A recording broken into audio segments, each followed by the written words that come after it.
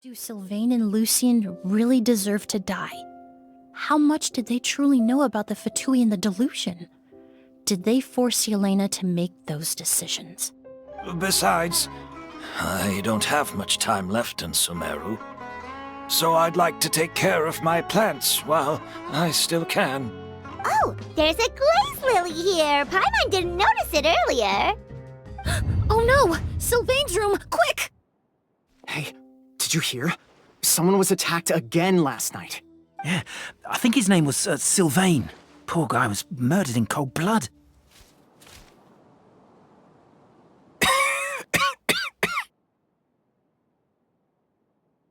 I suppose I'm next.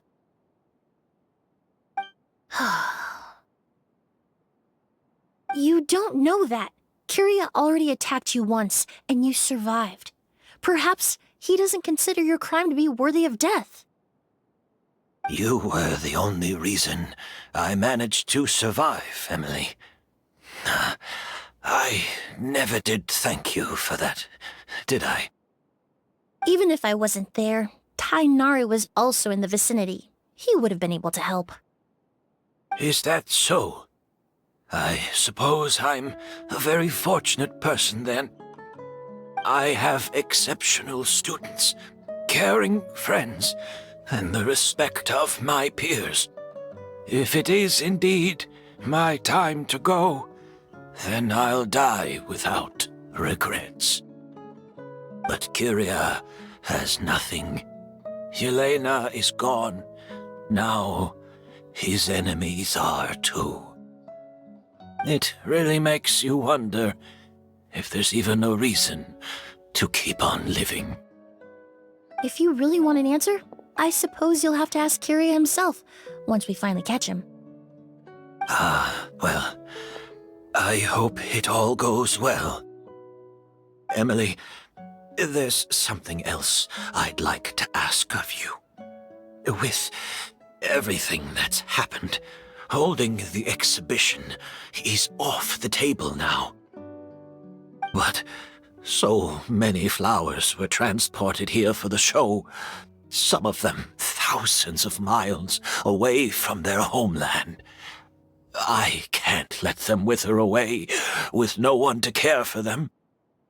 Whether Kyria gets to me first, or I'm sent back to Fontaine to stand trial, I won't be around to look after them. I know it's a lot to ask, but could I entrust them to your care? Of course, Master. Really? Oh, I'm glad to hear it. Now I truly have nothing to worry about. Sheriff Sham still has some questions for me, so I've gotta go. Go ahead. Best not to keep him waiting. He can be quite impatient.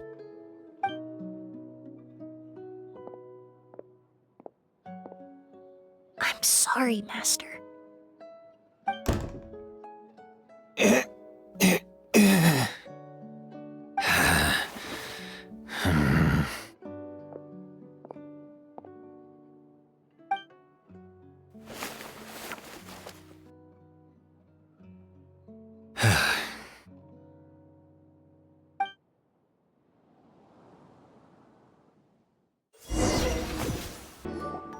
Emily still isn't back.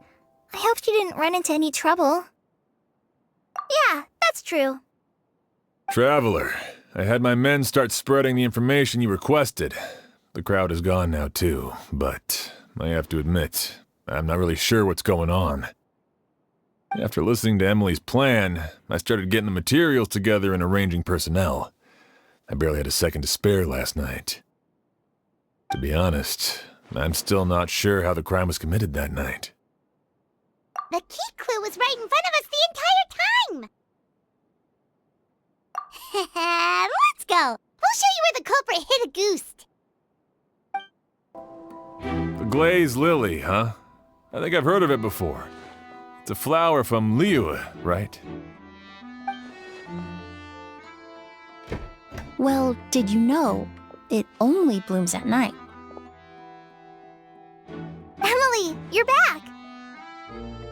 Exactly as expected. A flower that only blooms at night. Ah, like the Neelitpala lotus. Exactly. Although the Neelitpala lotus wouldn't be a good substitute in this scenario. When it's closed, the gaps between the petals are too large. That's why Kyria chose the glaze lily as his mechanism. He would start by preparing an agouti sample. There's a sticky substance on the edge of the flower petals. It's one I recognize.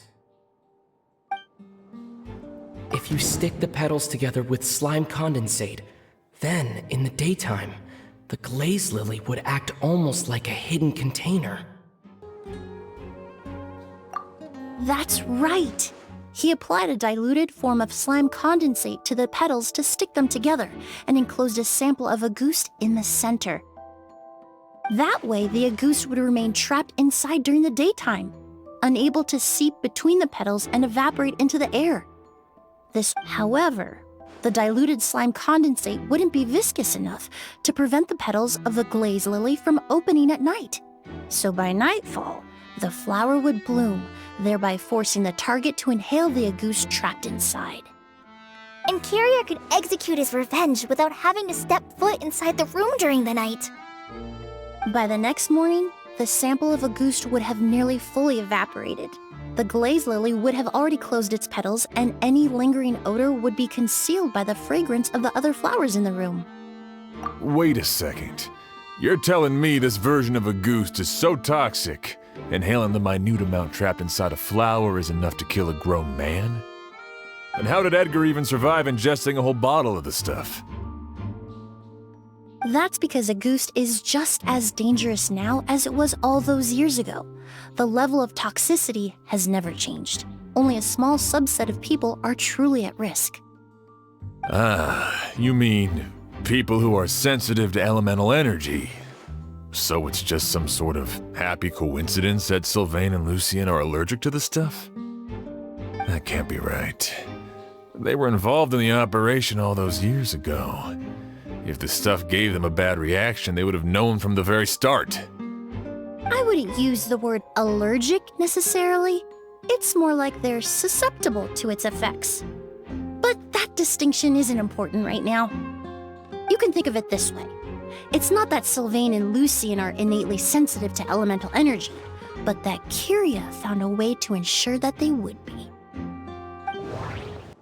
The incense I smelled earlier seemed familiar. Thinking back on it, I'm almost certain it was the scent of Spirit Borneal. In Sumeru, scholars use Spirit Borneal to aid meditation and stimulate their connection to the Dendro Archon.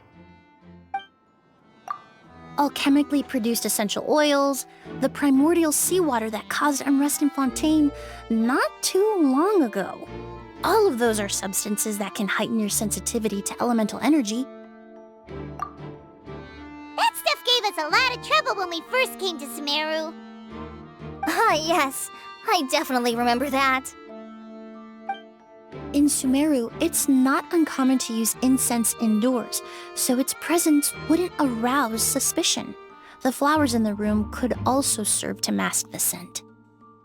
Flowers were pretty important to this plan, huh? The glaze lily is native to Liyue. It would be completely unnatural to have one here in Sumeru if it weren't for the exhibition. What a coincidence. Actually, it's not a coincidence at all. No wonder he was willing to pay a small fortune to rent out the hotel. He probably used the mora Yelena left him, don't you think? That money was supposed to set him free. But in the end, it was just a tool for his revenge. There's a saying among forensic doctors in Fontaine. Every step you take leaves a mark. But up until this point, we haven't been able to detect any trace of Kyria's activities. That's not because he was coming and going undetected, or because he's some kind of evil spirit, but because he's been disguised as someone else this entire time.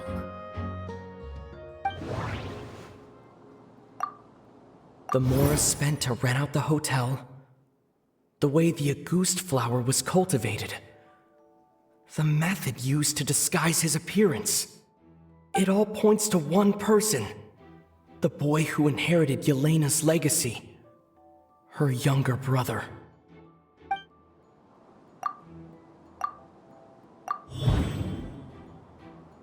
Kyria and Edgar are one and the same. But Kyria was only in his teens back then. He wouldn't even be 40 years old by now. Edgar's lived here for so many years. Even if he changed his appearance, going that long without giving anything away, it would be impossible. Bad news, Sheriff! Mr. Edgar was attacked! What? A dark shadow-like figure just ran out of his room. It was giving off a really ominous aura. But before we could even react, the figure up and disappeared like some sort of ghost or something. By the time we got a look inside the room, Mr. Edgar was gone. Do you think Kyria kidnapped him? I need you to think very carefully about this. Are you certain that figure wasn't Edgar himself? I mean, Mr. Edgar was so frail. I don't see how he could have moved that fast.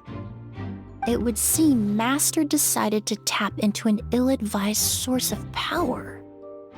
What? But that's so dangerous with the condition he's in. It's... But why? Why would he do that? He's already accomplished his revenge. No.